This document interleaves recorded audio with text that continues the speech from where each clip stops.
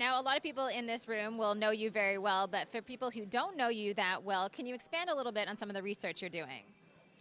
The AI research we're doing with my group at MIT right now is focused on what I like to call intelligible intelligence.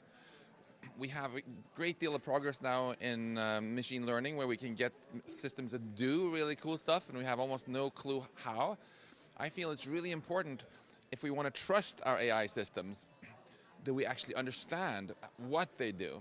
If I were to get sentenced to 10 years in jail by a robo judge and I asked why and got the reply, I was trained on 4 terabytes of data and this is my verdict, which is final, would be a little bit unsatisfactory, right? And I think we can actually use AI itself to ultimately help AI systems explain themselves to us, much like if a human makes a decision or a recommendation to you, you can ask them and they can understand in a way that you will understand, not just say 0111, beep, boop, boop. There's a lot of fear mongering going on right now when we talk about the future of artificial intelligence. All the headlines are talking about potentially the end of humanity. What is your response to some of those headlines? I'm optimistic that we can create an inspiring future with artificial intelligence as long as we win this race between the growing power of the technology and the growing wisdom with which we manage this technology.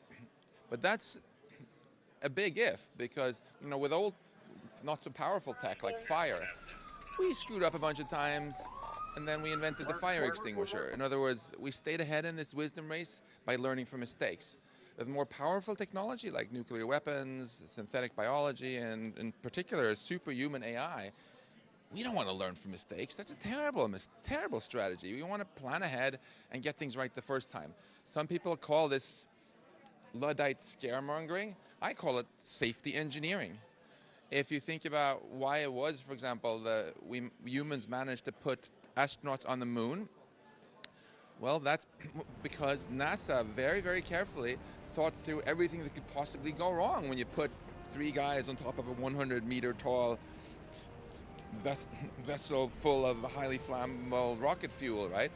And was that Luddite scaremongering? No, that was exactly the safety engineering which led to the success of the mission. So if we think through carefully the things that might go wrong, that's exactly how we can make sure that they go right and we create a great future. Why should the average person care about the future of AI? Because it's going to affect the average person. It's going to affect everybody. In the short term, it's going to dramatically alter the job market. In the longer term, if AI succeeds and we actually build machines that are better than us at everything, it's going to shape the entire future of life in our cosmos. And obviously, we want to put some thought into what sort of future we want to create so we can steer this in a good direction.